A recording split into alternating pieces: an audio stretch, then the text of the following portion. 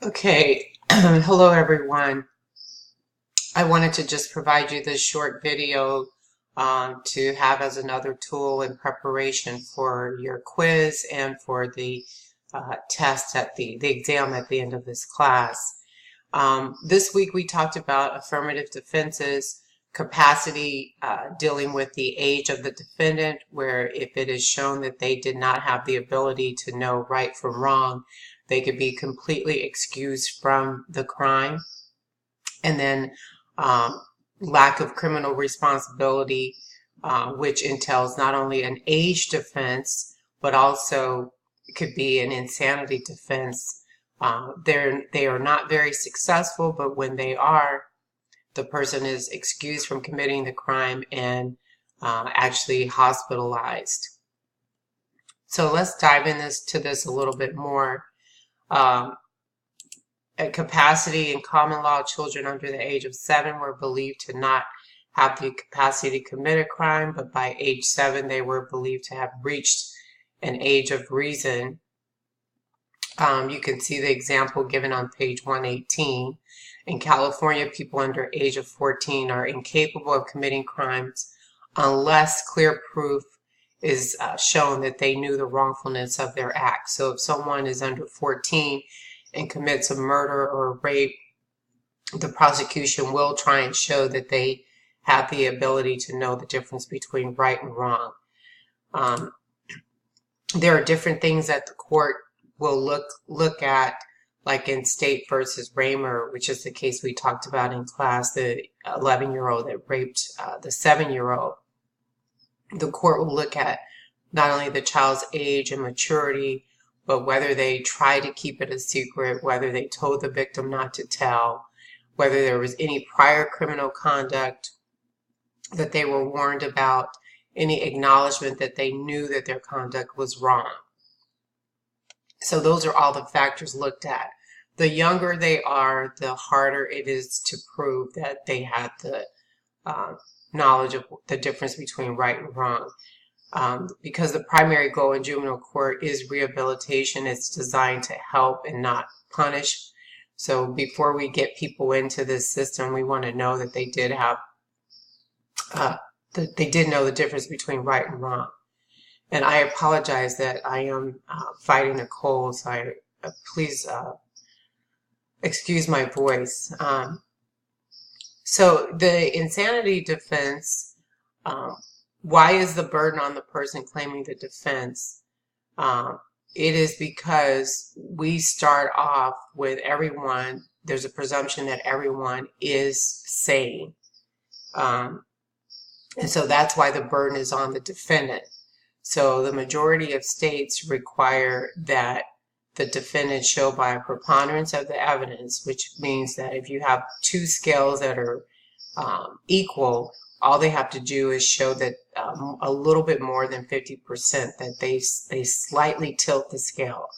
And then once they show some evidence of a mental disease, then the prosecution has to rebut that evidence.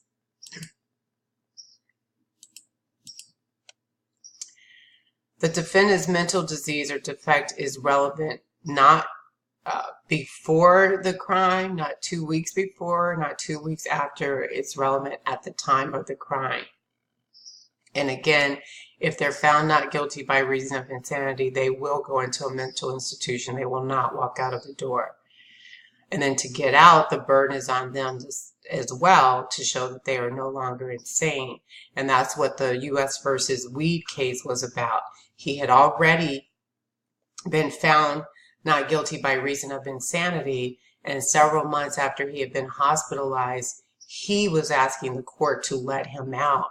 And he was claiming that the court was violating his due process rights while by making him have to prove that he was no longer insane. And the court found that it was not a violation of his due process rights because he had had his trial.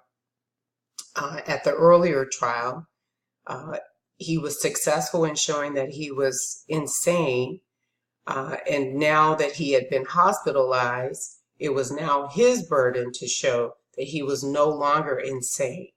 And so the court found that that was not a violation of his due process rights to place that burden on him, because he had had the benefit of the trial and basically escaped punishment for the murder that he committed. The McNaughton test is the right and wrong test. It is a mental disease or defect the allegation is that a mental disease or defect kept the defendant from knowing the nature and quality of their act, in other words, what they were doing, or if they knew what they were doing, they didn't know it was considered morally wrong by society. And I gave you the example of a defendant chopping off someone's head but thinking he's cutting up a chicken's head. He would meet these qualifications, that first step under McNaughton, the right and wrong test. The other test, I'm not even going to go through this very much, but these didn't survive very long. The product of mental illness and irresistible impulse. But the irresistible impulse did come back into play as part of the substantial capacity rule, which is followed by the majority, more than half of the states. So this test says that if a person can show that they were not responsible for a crime as a result of a mental disease or defect because they lacked a substantial, not a total capacity like McNaughton requires, but they lacked a substantial capacity either to appreciate the wrongfulness of the conduct or to conform, to control, to physically control their ability to conduct themselves according to the law. So that's the biggest distinction between the substantial capacity test and the McNaughton test, that the substantial capacity test does take into account either they didn't know that what they were doing was wrong, or they didn't have the ability to control their actions. So this is why the substantial capacity test is an easier test to prove mental illness than the McNaughton test. You'll have this, I'll upload this PowerPoint. I'm not going to go into this.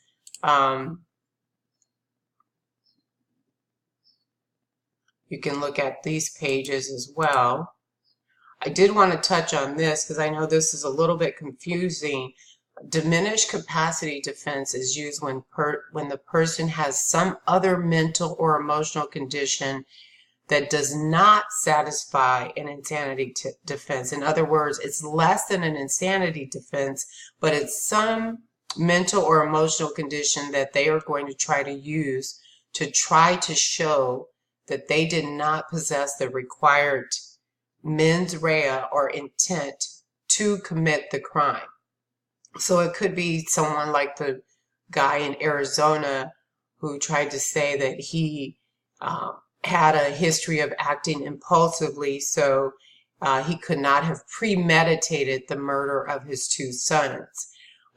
That's what he tried to prove in Arizona, but was not successful. Another example is a defendant tries to show that he has an emotional condition and making it difficult for him not to think about his actions before acting, and thus he didn't form the specific intent to kill when he acted. If a jury believes it, he can be found not guilty and possibly can be convicted of a lesser charge, like instead of murder, be convicted of manslaughter. So that's what diminished capacity will provide. If it is successful, it will just rebut the specific intent required for the crime and make the defendant guilty of a lesser charge, so they're facing less time. That's if it's allowed. A lot of states do not allow the diminished capacity defense. Voluntary intoxication, this can never ever be used as an insanity defense. The defendants will try to use it to show they were so drunk or high that they could not have formed the intent to commit a crime, but it is not allowed to show that you were insane at the time. But it can be used to show that you did not have the requisite or the required intent to commit a crime. And I gave you the example in class where a person commits a residential burglary, but they say, look, I was drunk. I thought I was entering my house. I had no intent to break in. I had no intent to commit a felony once I was in because I thought I was at home. So that person might be successful for that charge of residential burglary. One thing we didn't talk about, but I did want to just mention here, is that there is something called involuntary intoxication, where someone slips something in someone's soda, or they slip a pill in someone's drink. So the person unknowingly or involuntarily consumes drugs or alcohol, and then it causes them to commit some crime, such as they post something inappropriate on social media, or they crash into another person's car. If they can show that they were involuntarily intoxicated, this does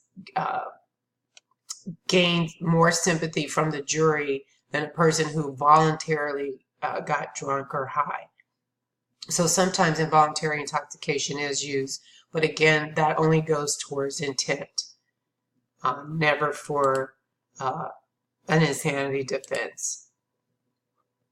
I just want to quickly remind you to look on page 134. It's a great reference on the various insanity tests. So that's invaluable to reference that all the time. And then we're going to talk about competency. Remember, a defendant has to be competent. He has to be mentally fit before the government can force him to go to trial.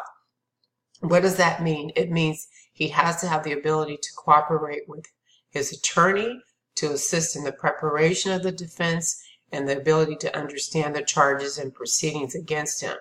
So a defendant who thinks that the judge is a parrot and his attorney is some other type of animal, he has no clue of what's going on.